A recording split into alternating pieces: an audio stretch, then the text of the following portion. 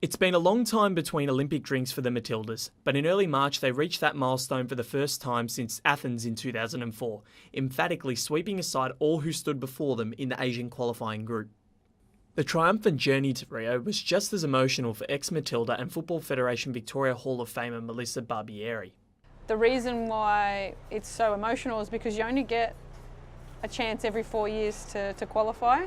So I think once I saw the emotion on the girl's face, it kind of brings up old memories of missing out and what it would have felt like for me to go through the same process. And I think for a lot of Matildas out there, not having ever gone to an Olympic Games for a lot of them, it just meant, just seeing that sort of jubilation is just, you can't buy it. And clearly the effects of the Matildas' success have already begun trickling down to the grassroots level. Now the Matildas are in the top 10.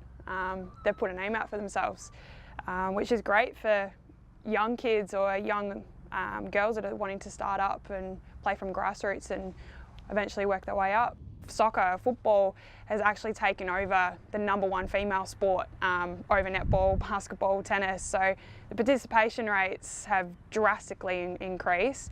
But it's not just players, it's also women in sports. We've got a lot of females that are vital to the success of Football Federation Australia. FFA's introduction of Australia's first ever Female Football Week was one such step in celebrating women's contribution to the beautiful game. Whatever FFA did with that in terms of its promotion and encouragement and participation rates, it was a really great week, and we saw a lot of females obviously putting their hand up and say, hey, I want to play sport, I want to play soccer.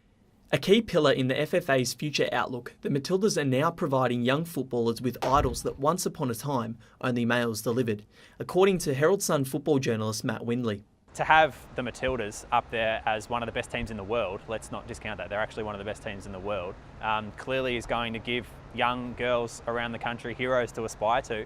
After going on strike, the Matildas received a sharp pay increase in the new collective bargaining agreement.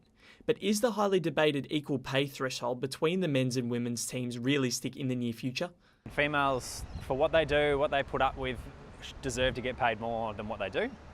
But again, it's unfortunately the commercial realities of sport in terms of the sponsorship dollars that they bring in, I suppose the amount of time that they spend in camp, the sponsorship, or the money that gets brought in via their tournaments and all that sort of stuff. I mean, the pay has to be relative to that. That's just the cold hard facts. I think we need to get to a place where the girls are able to be full-time professionals. They don't have to worry about, doing day jobs on the side as well as having, their soccer career as their main sort of focus. I mean, clearly the results from a club perspective and a national perspective are going to be better if they can just concentrate on being full-time professionals.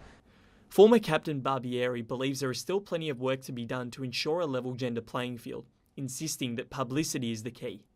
The people love the Matildas. They want to know more about it, but there's no one in the office 100% committed to the women's game except for 2 or 3 people that are getting drowned out now. The unveiling of the shirt was really good. That's a start, but now we need all the endorsements, all things from the top to be coming down as Matildas and Socceroos. Val Febo reporting for Upstart TV.